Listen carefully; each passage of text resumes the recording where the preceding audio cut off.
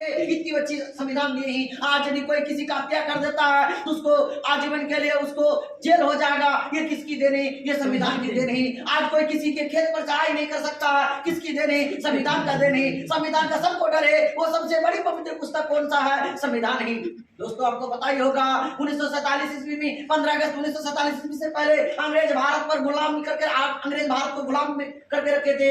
अंग्रेज भारत पर अपना शासन थोप करके रख दिए थे। आपको पता ही होगा एक बहुत बड़ा काला कानून, वो रॉलेट कानून था। वो कानून के तहत अंग्रेज लोग किसी को कभी भी उठा करके जेल में रख सकता था और उसको छुड़ाने के लिए हम लोग, हमारे पूर्वज लोग वकील लेकर नहीं जा सकते थे, उसका बेल नहीं करवा सकते थे। कितनी काला कानून थी। ये सारे चीज से हम लोग को छुटकारा मिला। ये इसका सबसे अहम योगदान किसका रहा? महात्मा गांधी का रहा। महात्मा गांधी जो दक्षिण अफ्रीका से आने के बाद सबसे पहले जो वो सत्याग्रह किए थे हमारे बिहार की धरती चंपारण से किए थे। दोस्तों आपको पता होना चाहिए कि हमारे चंपारण की धरती पर किसान लोगों को सबसे ज्यादा अंग्रेज लोग अत्याचार कर रहे थे किसान लोगों के ऊपर। उस पर जबरन 3 कट्ठिया व्यवस्था लागू करके रखे थे।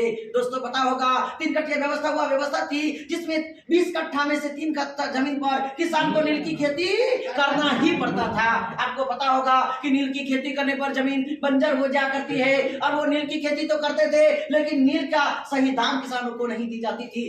अंग्रेज लोग इस नील को लेकर अपने देश चले जाते थे और वहां पर वो ओरिजिनल नील बना करके लेकर आते थे और भारत में उसकी क्या करते थे भाई लोग? निर्यात करते थे, बेचते थे, अधिक से अधिक मूल्य पर बेचते थे।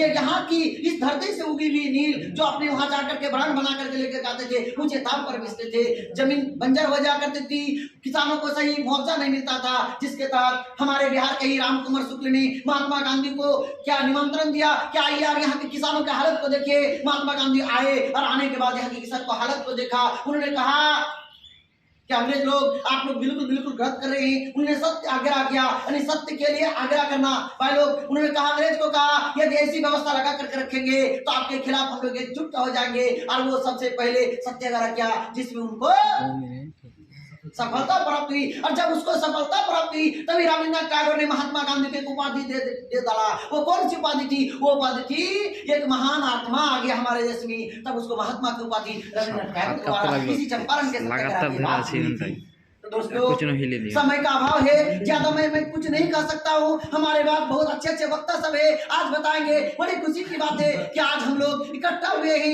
हम इकट्ठा होने के बाद आज हम लोग इस पावन दिन को राष्ट्रीय त्योहार के रूप में, राष्ट्रीय पर्व के रूप में मनाते हैं और एक दूसरे से हम लोग गुफ्तगू करते हैं। ये